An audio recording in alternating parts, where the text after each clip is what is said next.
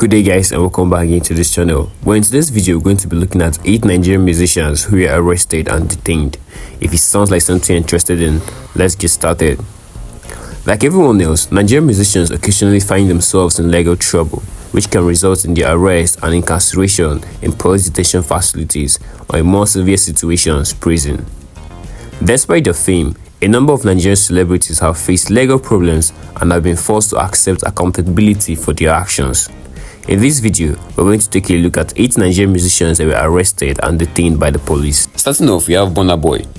Burna Boy was taken into custody in the UK in 2010 for stabbings connected to gangs.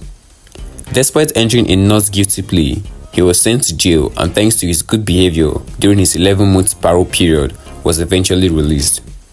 Before his parole in the UK ended, the self-proclaimed African giant left the country and returned to Nigeria to launch his music career. Next up, we have Sinzu. When Sinzu, formerly known as Suskid, was about to board a flight in 2017, he was apprehended in the US for a bank card fraud that resulted in a theft of over $15,000. He had a $6,000 cash sum and a bank card programming gadget with him. He served 2 years in prison. He tweeted that he had committed the crime and served the sentence after being freed. Next up, we have Naira Marley. On May 10, 2019, the EFCC detained Naira Marley and many other people in connection with alleged online fraud and money laundering. 5 days later, Naira Marley was released from custody, but not before suspicious files were found on his computer. Before being released on bond, he spent many days in detention in Ikoyi prison after being charged with 11 crimes.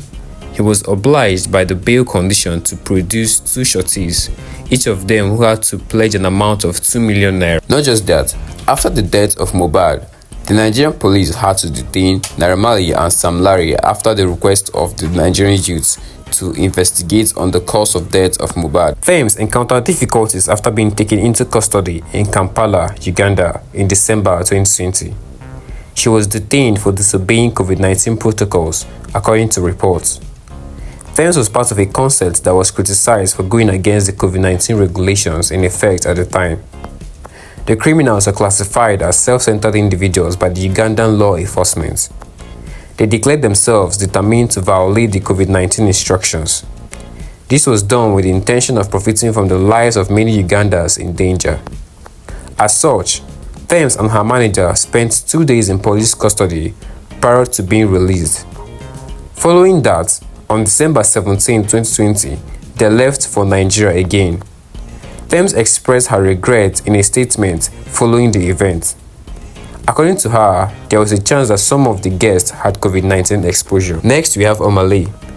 Like Thames, Omale was taken into custody in Uganda. He traveled to Uganda with Thames in December 2020 to perform at a concert. For the admirers, this was supposed to be a musical and entertaining evening. Unfortunately, things took a terrible turn when the Ugandan authorities detained the 2 singers for allegedly breaking COVID-19 rules. Omale expressed his dissatisfaction with the course of events on social media. He disclosed that he received treatment just like any other thief. The artist said that he has endured some of the hardest days of his life in the previous few. Omale and Thames were both released after being held in police custody for 2 days and then allowed to return to Nigeria, thanks in part of efforts of the Nigerian government. Next up, we have D'banj. In December 2022, D'banj, a well-known Nigerian artist, was taken into custody by the Independent Corrupt Practices and Other Related Offences Commission (ICPC). The musician was taken into custody following the ICPC agents' pursuit of him, which resulted in his forced surrender at the organization's Abuja headquarters due to allegations of fraud. D'banj was charged with dishonestly using hundreds of millions of naira that the Nigerian government had set aside for the Empower Project, an empowerment initiative designed to reduce youth unemployment and promote social development. D'banj was reportedly a brand ambassador for the ministry. The musician was accused of conspiring with some government officials to add phantom beneficiaries to the program's payroll. Next, we have Portable. Portable was taken into custody by Ogun Police Command agents on Friday, March 31, 2023, after he ignored an ultimatum to surrender.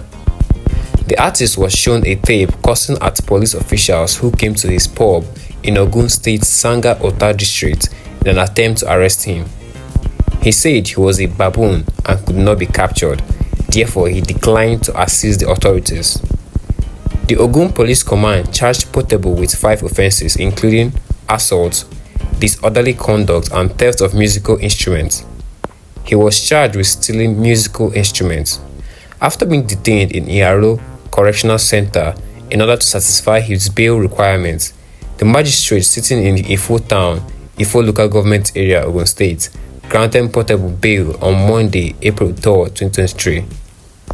A former trainee of Zazu Kruna reported him to the police. The artist said that he fired the apprentice after chastising him for his refusal to change. Portable claims that after he corrected the former employee, the employee went to the police station and filed an assault charge against him. He justified his act by claiming that he was his trainee's superior and that he could beat the apprentice as a kind of discipline. Finally, on our list you have Seun Kuti. When Afrobeat musician Seun Kuti was seen on camera attacking a uniformed police officer in May 2023, Lagos State Command Commissioner of Police received an order from Inspector General of Police IGP Usman Akali Baba to place Kuti under arrest.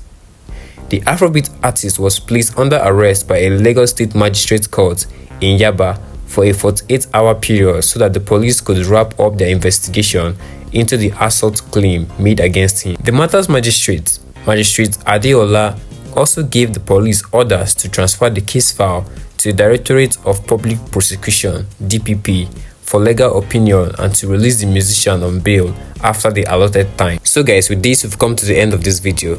Let me get a comment in the section below on what you think about this very content. Don't forget to like, share and subscribe if you're new to this channel. See you guys in our next video. Bye.